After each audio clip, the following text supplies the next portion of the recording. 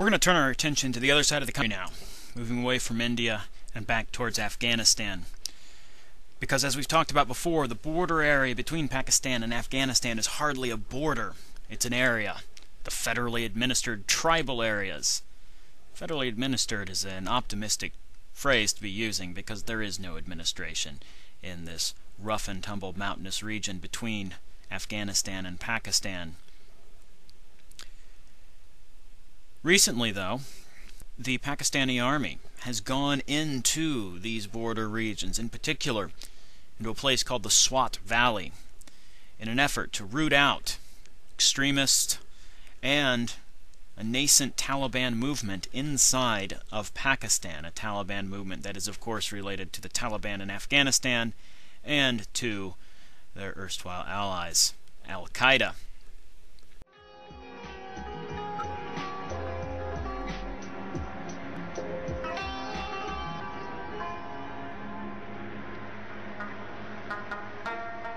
This is Swat, a valley high in Pakistan's northwest frontier.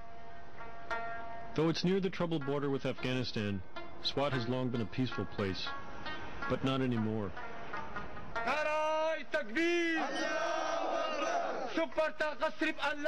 Last year, a new branch of the Taliban rose up here. A mix of foreigners and local insurgents, they're allied with Al-Qaeda and are threatening to take over.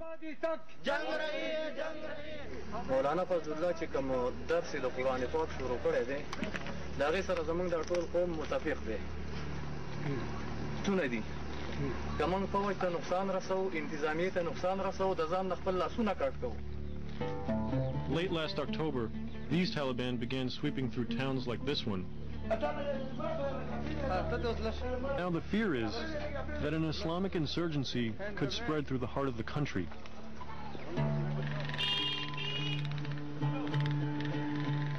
I've come here to understand how this valley had become a terrorist haven.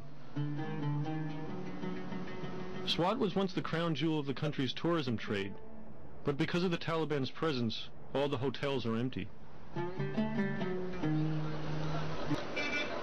In the capital of Swat, Saidu Sharif, the population is mostly Pashtun, the same ethnic group as the Taliban. But for years, the locals resisted them.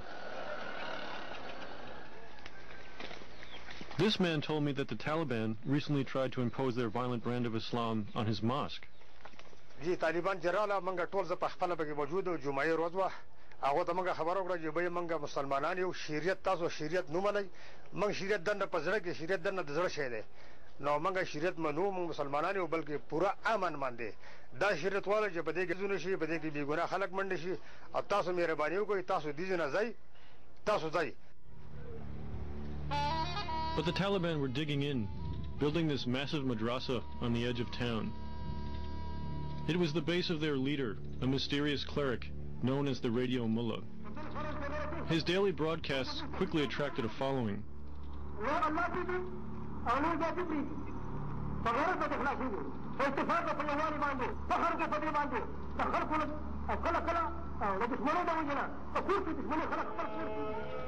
I'd actually been here before, in May of last year, and interviewed the cleric just as his movement was turning violent.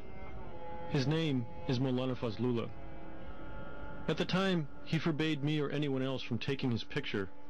This is the only known footage of the cleric, shot surreptitiously and obtained by Frontline World.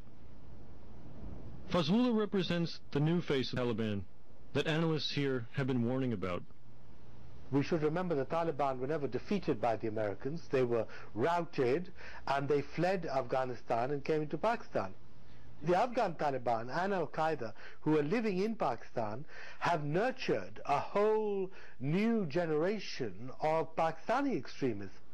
So I think this is a very, very dangerous phenomenon. Starting last fall, Fazlullah's Taliban forces began occupying towns throughout the Swat Valley. They overran government security bases like this one. The Pakistani Frontier Corps had been posted here, but they fled. And Fazlullah's men seized their weapons stockpile. In a matter of months, the Taliban took over 60 towns. The people of Swat pleaded with the government to do something. When the government finally acted, the Taliban were only too proud to show this local camera crew what happened next. They took them to a site where a battle had been fought a few days earlier.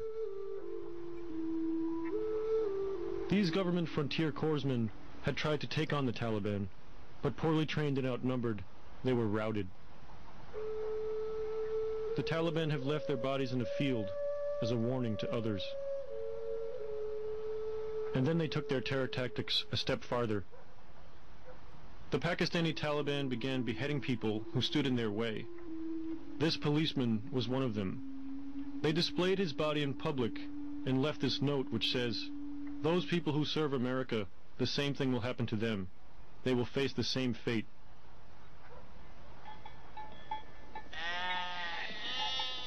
Terrorized by Fazlullah's men, the people of Swat turned to one of their traditional leaders. This is Asfandiar Amir, a prince whose family ruled Swat for 100 years. Asfandiar has been one of the leading voices against the Taliban. He says there's a lot of popular discontent with the government that Fazlullah has exploited. Maulana Fazlullah promised to have Sharia law enforced here, which would provide quick justice. So I think quick justice and efficient government, this is something which the people wanted, and this is what the people saw in him. But Asfandiar says Fazlullah actually had a more violent agenda, and that he must be stopped. This is a personal battle for Asfandiar. Since the creation of Swat, his family has fought against Islamic militants. His grandfather went on to become the president of Pakistan. Here he is with Jacqueline Kennedy. For months, Asfandiar appealed for the government to intervene against Fazlullah, but to no effect. I would say the government was very inefficient in dealing with this situation. They should have dealt with the situation in time where no blood would have been spilled. But Fazlullah only escalated his campaign. Late last October, for the first time in the history of Swat, a suicide bomber struck.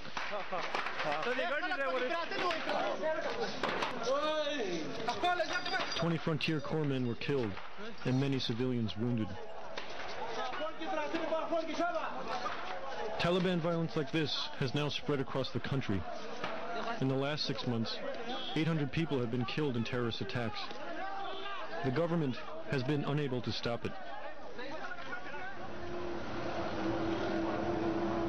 In the aftermath of all the violence, people began to speak out publicly against Fazlullah.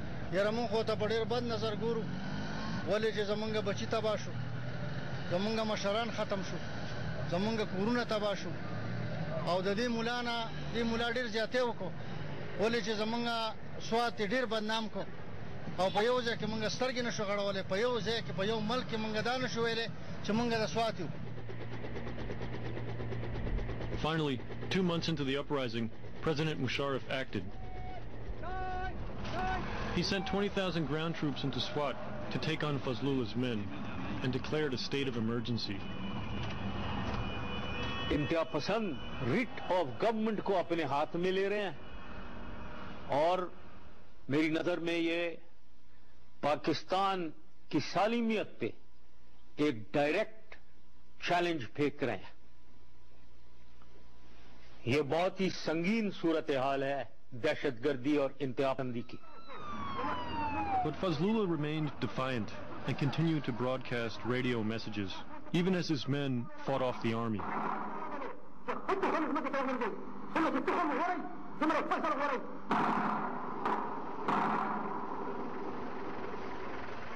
In the first few weeks of fighting, hundreds of Fazlullah's men were killed, and the army took back the main towns in the valley. But Fazlullah and his top commanders escaped, sparking widespread criticism of Musharraf's government. I think the operation has been a total disaster. The military moved in as usual, far too late. The fact is that this movement has been going on for 2 years. This could have been nipped in the bud 2 years ago by a small police operation. Now you needed to send in 20,000 troops, and none of the leadership has been captured. They've all fled, basically, and they can come back at any time.